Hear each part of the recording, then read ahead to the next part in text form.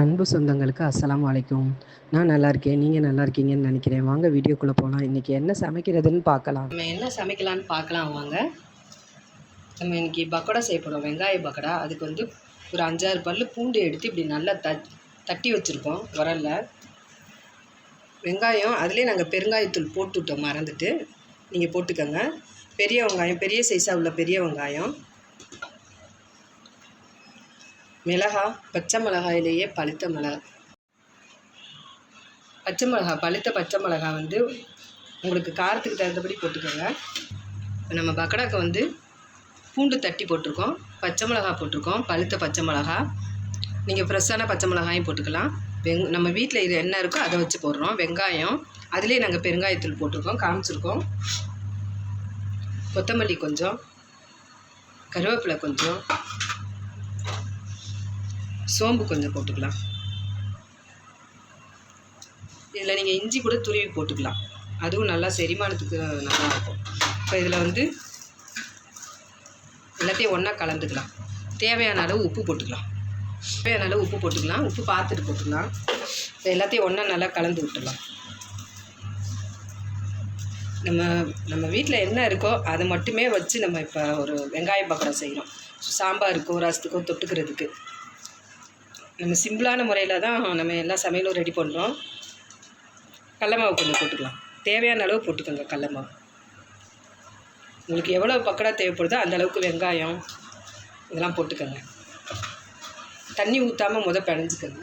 இந்த அரிசி மாவு கொஞ்சம் போட்டுக்கலாம். இது வறுத்து அரைச்ச அரிசி மாவு பார்த்து போட்டுக்கோங்க. உங்களுக்கு எந்த அளவு தேவையோ அந்த அளவு போட்டுக்கோங்க. நல்லா கலந்துட்டு அப்புறமா கொஞ்சம் கொஞ்சமாக தண்ணி விட்டுக்கலாம்.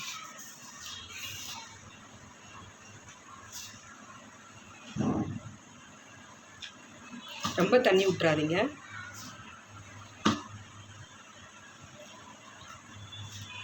இது உதிரியாகவும் நம்ம செய்யலாம், அப்படி பக்கோடா மாதிரி அப்படி பிடிச்சி போடலாம்.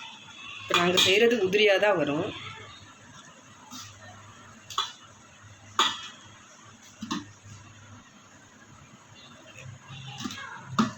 சிம்பிளான ஒரு பக்கோடா.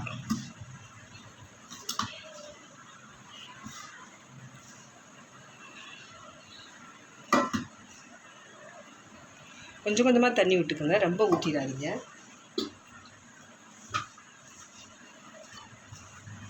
நீங்கள் வெங்காயம் வந்து பொடியாக கூட அரைஞ்சிக்கலாம். நாங்கள் வந்து பெரிய வெங்காயத்தில் பக்கோடா போடுவாங்கள்ல, அந்த மாதிரி நாங்கள் இப்போ போடுறோம்.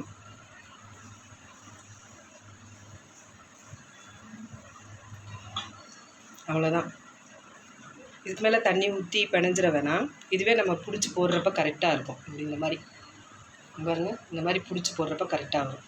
ரொம்ப தண்ணி ஊற்றினீங்கன்னா ரொம்ப நல்லா இருக்காது. அவ்வளோதான்.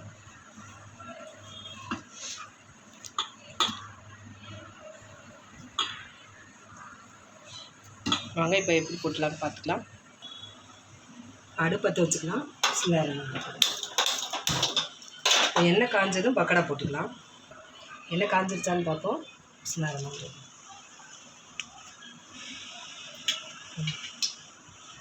மேலே வருதுல்ல.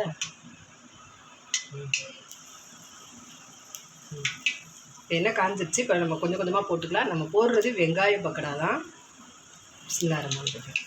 உங்களுக்கு எந்த அளவு சைஸ் வேணுமோ அந்த அளவு போட்டுக்கோங்க.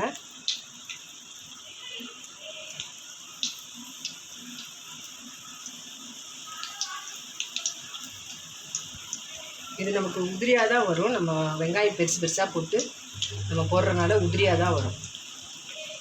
நீங்கள் இன்னும் பக்கோடா முழுசாக வேணும்னா நீங்கள் கொஞ்சம் பொடியாக வெங்காயத்தை நறுக்கிட்டு அப்படியே போட்டுக்கலாம். ரொம்ப நல்லா டேஸ்ட்டாக இருக்கும். சிம்பிளான பொருள். நம்ம வீட்டில் அரிசி மாவு எப்பவும் இருக்கும் இடியப்பத்துக்கு. கடல மாவு மட்டும்தான் வெளியே வாங்குவோம். போட்டதும் பரட்டிடாதீங்க, கொஞ்சம் நல்லா வேகட்டும். நீங்களும் இது போல் செஞ்சு பாருங்கள். சிம்பிளான முறையில் ஒரு பக்கோடா. வெளியே போய் வாங்கினா ஒரு 1/4 கிலோ பக்கோடாவே 30 ரூபா 40 ரூபா சொல்கிறாங்க. நம்ம வீட்டில் உள்ள பொருளை சாதாரணமாக நம்ம கொஞ்சம் அப்படியே எடுத்து மாவை எடுத்து கலக்கிட்டு போட்டாலே போதும், சாயங்காலம் ஒரு ஸ்நாக்ஸுக்கு. அதுவும் எண்ணெய் குடிச்சிருக்கும் அதில். நம்ம வீட்டில் போடுற மாதிரி வராது.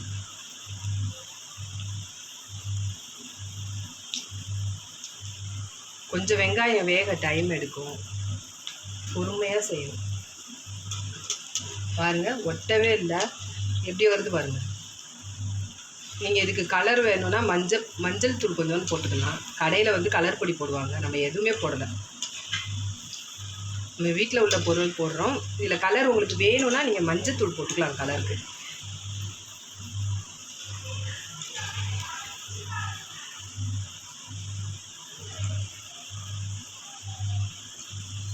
ஊரெல்லாம் வைக்க தேவையில்லை, உடனே செஞ்சுக்கலாம்.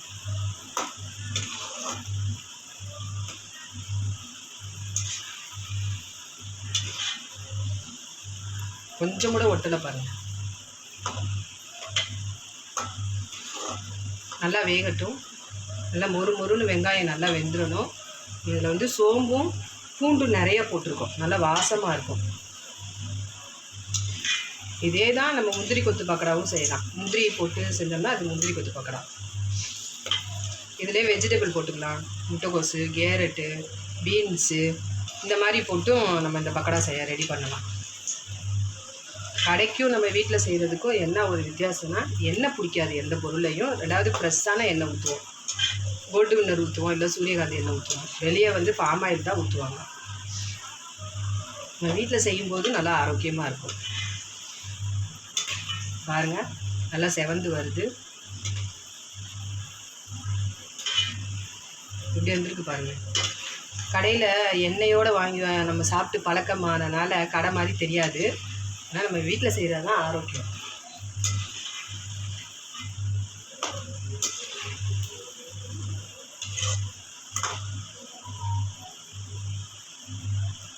உங்களுக்கு இந்த அளவுக்கு போதுன்னா இப்படியே எடுத்துருங்க. இன்னும் கொஞ்சம் நல்லா மொறுன்னு வேணும்னா இன்னும் கொஞ்சம் நல்லா வேகட்டும்.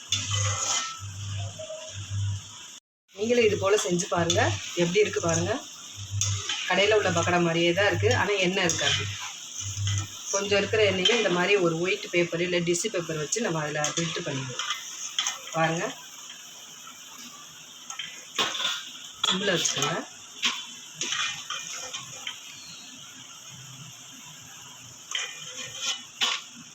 நீங்கள் கலர் வேணும்னா நீங்கள் வந்து காஷ்மீரி மிளகாத்தூள் கொஞ்சம் போடலாம்.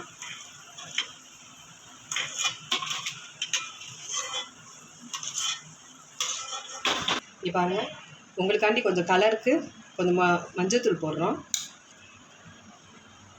கொஞ்சம் காஷ்மீரி மிளகாத்தூள் போட்டுக்கோங்க. இது உங்களுக்காண்டி போட்டு காட்டுறோம்.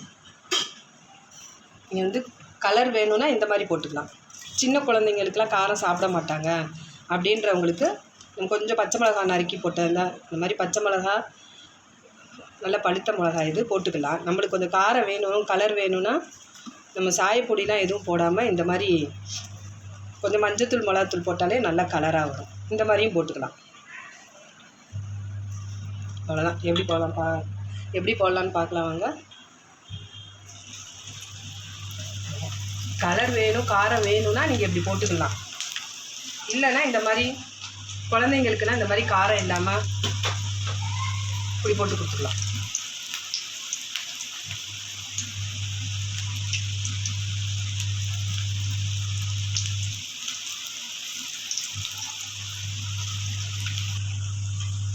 கலர்ஃபுல்லாக வேணும்னா இப்படி மிளகாத்தூளும் மஞ்சத்தூள் போட்டாலே இப்படி கலர்ஃபுல்லாக வந்துடும். நம்ம சாயப்பொடிலாம் போடணும்னு அவசியம் இல்லை. பாருங்கள், நல்லா ஒரு வெங்காய பக்கடா, ஆரோக்கியமான வெங்காய பக்கடா வீட்டில் செய்கிறோம் பாருங்கள். நீங்களும் இது போல் செஞ்சு பாருங்கள். நமக்கு ஆரோக்கியத்தை நம்ம தான் தேடிக்கணும். கடையில் வாங்கினோம்னா அதில் எந்த ஆரோக்கியமே இல்லை. சிம்பிளான டிஷ்ஷாக நீங்களே எடுத்து செஞ்சோம்னா நம்மளுக்கு நல்லா ஈஸியாக தான் இருக்குது. நம்ம செய்யணும்னு நினச்சாலே அது ஈஸியாக தான் இருக்குது. பாருங்கள், நம்ம ஒரு புளி சோத்துக்கு சாப்பிட்லாம், சாம்பாருக்கு சாப்பிட்லாம், ரசம், புளிக்குழம்பு எதுக்கு வேணால் நம்ம சாப்பிட்டுக்கலாம். லெமன் ரைஸ்க்கு சாப்பிட்லாம், தயிர் சோறு எல்லாத்துக்குமே இந்த பக்கடா வந்து சும்மா டீக்கு கூட சாப்பிட்டுக்கலாம். நம்ம கடையில் வாங்கி நம்ம டீக்கு சாப்பிடும்போது அதில் வெறும் எண்ணெய் தான் இருக்கும். நம்ம இப்படி வீட்டில் செஞ்சு சாப்பிடும்போது இது பாருங்கள், இந்த எண்ணெய் வந்து இந்த கரண்டியில் உள்ளது தான். இந்த பக்கடாவில் வந்து எந்த எண்ணெயுமே கிடையாது. இது இங்கே தான் வச்சுருக்கோம் பாருங்கள், இதில் எண்ணெயே கிடையாது. இது கரண்டியில் அப்படி போடும்போது வர்ற எண்ணெய் தான். நம்ம டீக்கு வந்து இந்த மாதிரி அழகாக பக்கடா செஞ்சு நம்ம சாயங்காலம் ஸ்நாக்ஸாக சாப்பிட்லாம்.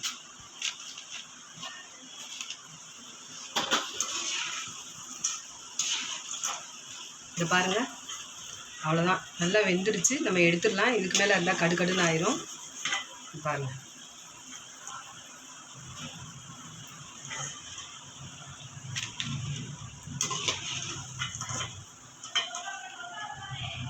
ஈஸியான ஒரு வெங்காய பக்கடா. இது போல் நீங்களும் செஞ்சு பாருங்கள். இதே போல் எல்லாத்தையும் பொரிச்சு எடுத்துக்கலாம். இப்போ நம்ம சிம்பிளான முறையில் உளுந்த வடை எப்படி செய்யலான்னு பார்க்கலாம் வாங்க. அதுக்கு நம்ம 1 டம்ளர் அரிசியில் இப்படி உளுந்து நல்லா அரைச்சி வச்சுருக்கோம். இதை நல்லா இப்படி பிணைஞ்சு விட்டுக்கலாம். இது நல்லா அடித்து பிணைஞ்சாதான் உளுந்த வடை நல்லா சாப்பிட்டா மெதுவாக வரும்.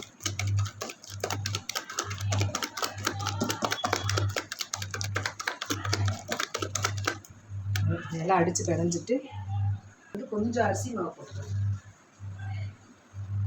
இது கூட கொஞ்சம் அரிசி மாவு போட்டுக்கலாம்.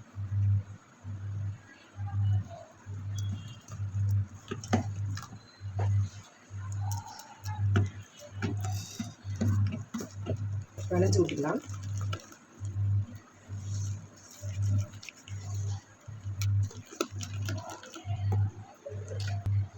தேவையான அளவு உப்பு போட்டுக்கிறோம். நீங்கள் உப்பு பார்த்து போட்டுக்கோங்க.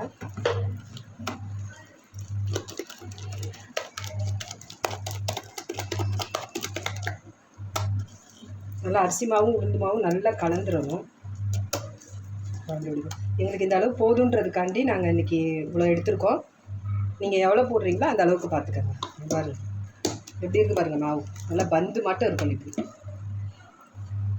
இதில் கொஞ்சம் மிளகு போட்டுக்கலாம்.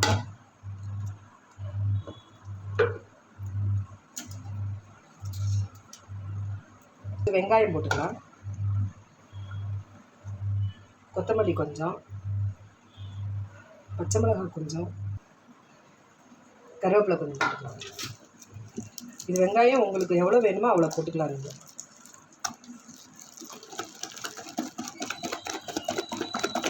எல்லாத்தையும் போட்டு நல்லா இப்படி அடித்து எடுத்துக்கலாம். கை நல்லா சுத்தமாக கழுவிட்டோம். அதான் கை போட்டு இப்படி மிஸ் பண்ணுறேன்.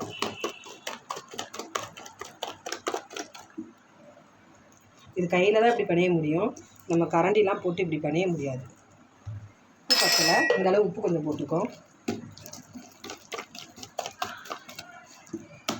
இதில் நீங்கள் கேரட்டு திருவி கூட போட்டு சுட்டுக்கலாம், ரொம்ப நல்லாயிருக்கும்.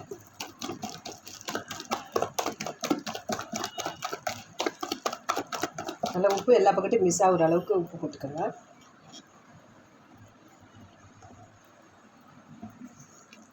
அவ்வளோதான். எல்லாத்தையும் நல்லா நம்ம பிணைஞ்சிட்டோம். வாங்க அடுப்பத்தை வைக்கலாம்.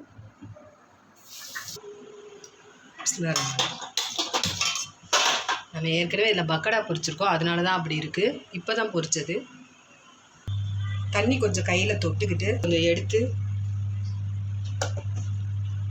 நம்ம தண்ணி கொஞ்சம் கையில் இப்படி தொட்டுட்டு இப்படி எடுத்துட்டு போட்டுக்கலாம். எண்ணெய் காஞ்சிருச்சு. எண்ணெய் ரொம்ப காஞ்சிட வேணாம். கையிலே இந்த மாதிரி செஞ்சு போட்டுக்கலாம். உங்களுக்கு ரொம்ப அச்சு வேணும்னா நீங்கள் வந்து ஏதாவது இலை வச்சு தட்டிக்கிட்டு அதில் போட்டுக்கலாம். நாங்கள் சும்மா அப்படியே எண்ணெயில் போட்டோம். டீ கொஞ்சம் கம்மி பண்ணிக்கோங்க, அப்போ தான் எண்ணெய் நல்லா காஞ்சிருச்சு. அப்போ தான் நல்லா உள்ளேயும் நல்லா வேகும். பாருங்கள், நம்ம இப்போ தான் பக்கடா பொரிச்சதுனால அந்த எண்ணெயில் போட்டுட்டோம். ஃப்ரெஷ்ஷான எண்ணெய் தான் ஊற்றி பக்கடா பொரிச்சது.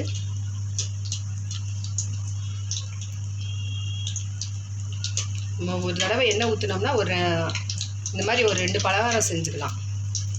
செஞ்சுட்டு அப்படியே அந்த எண்ணெயை வந்து இன்னும் ஒரு தடவை பொரிக்கலாம், இல்லை அப்படியே கீழே ஊற்றிடலாம். அது அவங்கவுங்க விருப்பம். ஆனால் ரொம்ப திரும்ப திரும்ப காய்ச்சக்கூடாது எண்ணெயை. அதனால தான் ஒரே எண்ணெயிலேயே 2 பலகாரம் செஞ்சுட்டு அதை நம்ம ஃபினிஷ் பண்ணிடலாம். பாருங்கள் எப்படி நல்லா பந்து மாதிரி வருது பாருங்கள். நம்ம நல்லா உளுந்தை நல்லா இப்படி அடித்து பிணைஞ்சிட்டாலே நல்லாயிருக்கும். நல்லா சேஃபாக வேணும்னா நீங்கள் ஒரு இலையில வச்சு நீங்கள் தட்டிக்கலாம். எங்களுக்கு கொஞ்சோண்டு மாவுன்றனால சரி கையிலே போட்டுடலான்னு போட்டாச்சு. நீங்கள் இலை இல்லாட்டி பிளாஸ்டிக்கு பால் கவரு இந்த மாதிரி வச்சு போட்டிங்கன்னா நல்லா அழகாக கடையில் உள்ள மாதிரி நல்லா சேஃபாக வரும். நம்ம அதிகமாக வீட்டில் எதையும் தேட மாட்டோம், கையில் தான் போட பார்ப்போம். அப்படி தான் போட்டிருக்கோம். நல்லா டேஸ்ட்டாக இருக்கும். நீங்களும் இது போல் செஞ்சு பாருங்கள். நம்ம ஒரு தடவை எண்ணெய் ஊற்றி நம்ம 2 பலகாரம் செஞ்சுட்டு அப்படியே அந்த எண்ணெயை ஊற்றிடலாம். வடைன்றனால இந்த அளவு எண்ணெய் ஊற்ற வேண்டியதாக இருக்குது.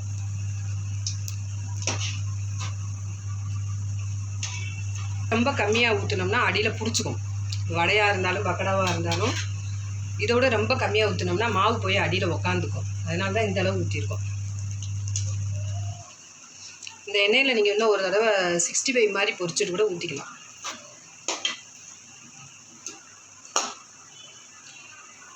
இது ரொம்ப நாள் இந்த எண்ணெயை எடுத்து வச்சு தான் யூஸ் பண்ணக்கூடாது திரும்ப திரும்ப. இப்போ நாளைக்கு என்ன பண்ணலான்னா, இப்போ இது ஈவினிங்னால நாங்கள் இந்த இது செஞ்சுருக்கோம் ஸ்நாக்ஸு. நீங்கள் என்ன பண்ணலாம், நாளைக்கு அப்படியே இதில் ஒரு 65 ஏதாவது செஞ்சுட்டு அப்படியே ஊற்றி விட்டுருவோம்.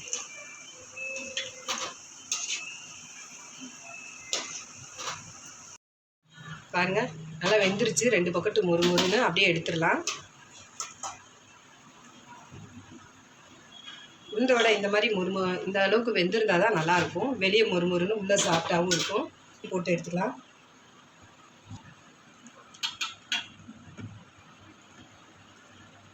இது தண்ணி தொட்டுட்டு எடுங்க.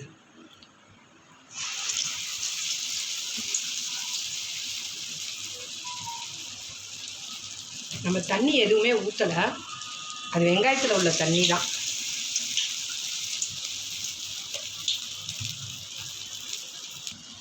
நீ நல்லா உருட்டிட்டு உங்களுக்கு தண்ணி மாதிரி இது கரெக்டாக தான் இருக்குது. உங்களுக்கு இன்னும் கெட்டி மாவுனா கொஞ்சோன்னு பச்சரிசி மாவு போட்டுக்கலாம். இதை அப்படியே போண்டா மாதிரி போட்டுக்கலாம். கொஞ்சம் கொஞ்சமாக நம்ம விருப்பம் தானே, எப்படி வேணால் போட்டுக்கலாம்.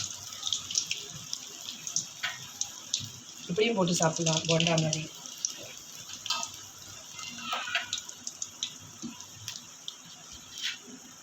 இன்னும் உளுந்த வடை வந்து நல்லா டிஃப்ரெண்ட்டான முறையில் நிறைய இருக்குது.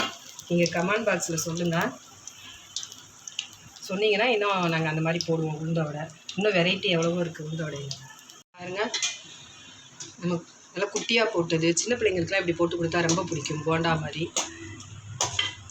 குட்டி குட்டியாக நம்ம போட்ட எல்லாமே நல்லா செவந்து நல்லா வெந்துருச்சு. அப்படியே எடுத்துறேன்.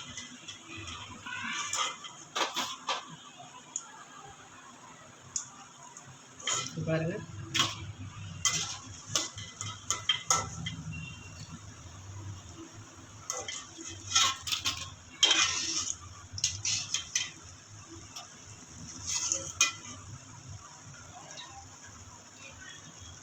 நம்ம ஒரு 300 கிராம் எண்ணெய் தான் ஊற்றினோம்.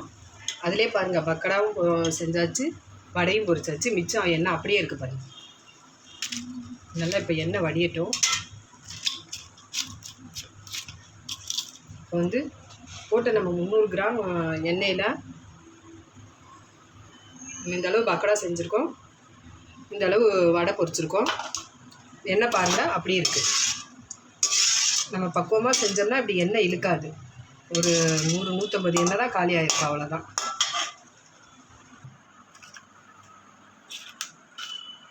இது நம்ம மிளகா மஞ்சத்தூள் போடாத பக்கோடா. இது வந்து நம்ம மிளகா மஞ்சத்தூள் போட்ட பக்கோடா. காரம் வேணாட்டி சும்மா அப்படியே செஞ்சுக்கலாம். பச்சை மிளகா வெங்காயம் போட்டு. காரம் வேணும்னா கொஞ்சோண்டு மஞ்சத்தூள் மிளகாத்தூள் போட்டுக்கலாம், அவ்வளோதான்.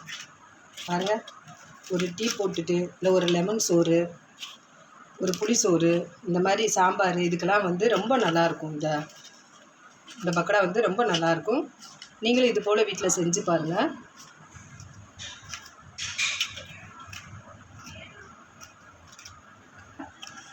இது போல் நீங்களும் ஆரோக்கியமாக நல்ல டேஸ்ட்டாக வீட்டிலே செஞ்சு பாருங்கள். இந்த ஸ்நாக்ஸு நம்மளுக்கு கொஞ்சம் நம்ம நிறையா செஞ்சால் தான் நம்ம ரொம்ப போர் அடிக்கும். நம்ம கொஞ்சமாக செய்யும்போது சீக்கிரம் செஞ்சிடலாம். ஒரு அரை மணி நேரத்தில் இது செஞ்சிடலாம். இது எதுவுமே ஊறணும்னு அவசியம் இல்லை. உளுந்து மட்டும் ஊறினா போதும். ஒரு 2 மணி நேரம் உளுந்து ஊற வச்சா போதும். மித்த எல்லாமே நம்ம உடனே செய்கிறது தான். ரொம்ப ஈஸியான வீட்டில் உள்ள பொருள் வச்சு ஒரு நல்ல ஒரு ஆரோக்கியமான ஸ்நாக்ஸ் செஞ்சுருக்கோம். நீங்களும் இது போல் செஞ்சு பாருங்கள். லைக் பண்ணுங்கள், ஷேர் பண்ணுங்கள், சப்ஸ்கிரைப் பண்ணுங்கள், பெல் ஐக்கானை கிளிக் பண்ணுங்கள். ஆல்னு ஒரு ஆப்ஷன் இருக்கும், அதையும் கிளிக் பண்ணுங்கள். அப்போ தான் நாங்கள் போடுற ஒவ்வொரு டிஷ்ஷும் உடனே நோட்டிஃபிகேஷன் வரும்.